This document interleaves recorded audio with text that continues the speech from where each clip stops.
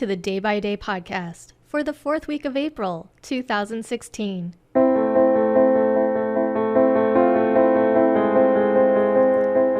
Welcome to the Day by Day podcast with me, Siobhan. This week we'll run 26.2 miles, plant a tree, and inspire young minds. Now let's jump right in.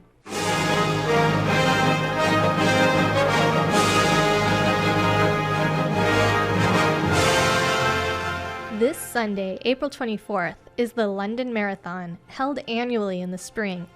The first London Marathon took place on March 29th, 1981. But the London Marathon was not the first long-distance run in London. The Polytechnic Marathon, or the Poly as it was known, was first held in 1909. The Poly was the first marathon to be run regularly over 26 miles and 385 yards, which is now the global standard. The Poly was run, though not annually, until 1996. So, back to the London Marathon. It was founded in 1981 by former Olympic champion and journalist Chris Basher and athlete John Disley, who just passed away this year in February. Basher was inspired by the 1979 New York Marathon and how so many people came together as one in a city that was seeing so much turmoil.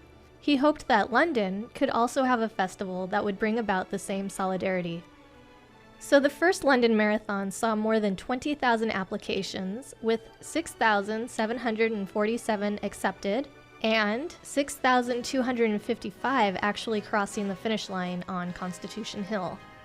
Nearly 30 years later, in 2010, over 36,000 people crossed the finish line. From 1981 to 1996, the London Marathon and the aforementioned Polytechnic Marathon often competed with each other. The London Marathon is run mainly on a flat course around the River Thames and has changed very little over the years. So here's an overview of the course. At the 6.2 mile mark, runners pass by the Old Royal Naval College and head toward the Cutty Sark in Greenwich. Next, they head to Surrey Quays in the Docklands and out toward Bermondsey, racing along Jamaica Road. The halfway point is at the Tower Bridge. The course continues east along the highway through Wapping, then toward Limehouse and Mudchute in the Isle of Dogs, then to Canary Wharf. Leaving Canary Wharf into Poplar, runners head west to Poplar High Street, back to Limehouse, and through to Commercial Road. They then run back to the highway onto Upper and Lower Thames Street. The final leg of the race, runners pass the Tower of London, the London Eye, and then right into Birdcage Walk, where Big Ben and Buckingham Palace come into view. Finally, runners finish in the Mall alongside St. James Palace. This year, British astronaut Tim Peake will be the first man to run a marathon in space, running the same day as the London Marathon. According to its website, the London Marathon is the largest annual one-day fundraising event in the world. Since 1981, over 716 million pounds, that's more than $1 billion US dollars, has been raised. Over the years, race sponsors have included Gillette, Mars, ADT, NutraSweet, and Flora. Since May of 2008, the London Marathon has been sponsored by Virgin Money and is officially called the Virgin Money London Marathon. And the music that you've heard underneath this is the main title from The Trap by Ron Goodwin, which has become known as the London Marathon theme.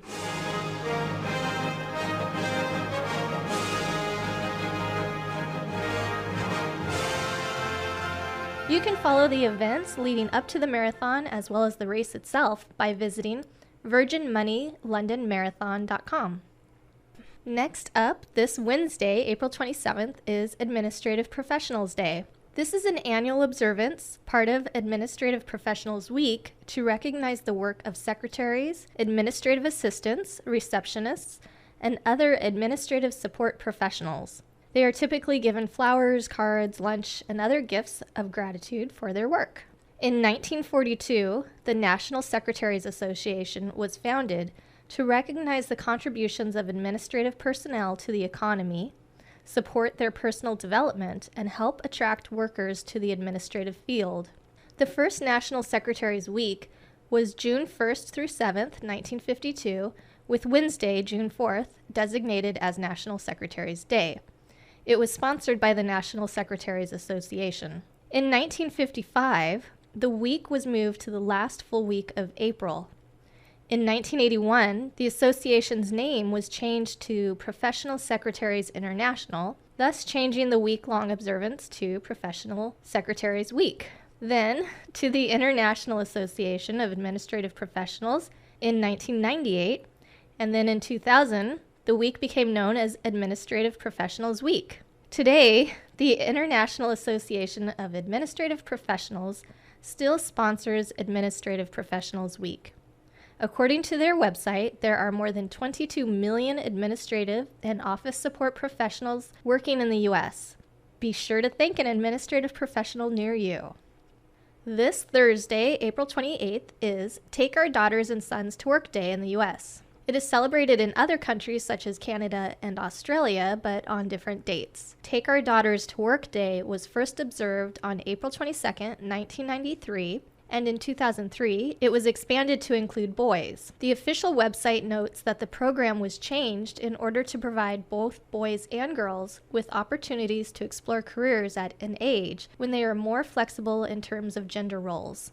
The program also encourages employees to invite children from residential programs and shelters who may not be exposed to many adults in skilled professions. For more information and to get your company involved, visit daughtersandsonstowork.org. Trees are terrific! Who perches on the branches, lives among the leaves. Friendly Carly Cardinal, talking about trees. Sometimes people take for granted about the best things ever planted, but they should be enchanted, should appreciate their trees. Could you have a forest glade, build a treehouse where you play? Could you make your lemonade if you didn't have the trees? You need a tree to climb, that's where squirrels spend their time. Oh, it's practically a crime when someone damages a tree. When you think about a tree, it's as plain as it can be. To some it's just a tree, but it's a home to me. Trees, trees, Carly's Arbor Day Foundation spreads the word across the nation about trees. Trees are terrific! This Friday, April 29th, is Arbor Day in the U.S. Many countries around the world celebrate Arbor Day depending on their own climate and suitable planting season. The first documented Arbor Day, or tree planting festival, was in 1594 in the Spanish village of Mondoñedo. It is still planted with lime and horse chestnut trees today. National Arbor Day is celebrated every year on the last Friday of April. In Nebraska, it's a civic holiday, and each state has their own Arbor Day celebration at different times throughout the year. The first U.S. Arbor Day was founded by Julius Sterling Morton in Nebraska City on April 10, 1872.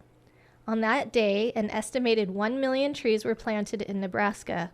On April 25, 1872, the Nebraska Advertiser reported that a Mr. J.D. Smith of Middle Creek, Nebraska, planted the most trees on that first Arbor Day, 35,550. Julius Sterling Morton was governor of Nebraska, then Secretary of Agriculture under President Grover Cleveland. Morton had a fascination with trees and planted many rare varieties around the property of his 52-room mansion. Besides founding Arbor Day, Morton supported Grover Cleveland in setting up national forest reserves. Trees are part of our daily lives and have so many great benefits, but often their importance is overlooked. Here are some facts from the Arbor Day website. Trees clean the air, removing pollution and fossil fuel emissions. In Chicago alone, trees are responsible for removing 18,000 tons of air pollution every year. The net cooling effect of a young, healthy tree is equivalent to 10 room-size air conditioners operating 20 hours a day. If you plant a tree today on the west side of your home, in 5 years your energy bills should be 3% less. And in 15 years, the savings will be nearly 12%. 1 acre of forest absorbs 6 tons of carbon dioxide and puts out 4 tons of oxygen. This is enough to meet the annual needs of 18 people. The planting of trees means improved water quality, resulting in less runoff and erosion. This allows more recharging of the groundwater supply. Wooded areas help prevent the transport of sediment and chemicals into streams. So on this Arbor Day, plant a tree. The Arbor Day Foundation website can help you decide which tree is best for you. You can also find out when each state and various countries around the world celebrate by visiting the Arbor Day Foundation website at arborday.org. So that's it for this week. Thanks for listening. I'll be back next week. Until then, remember to make each day count.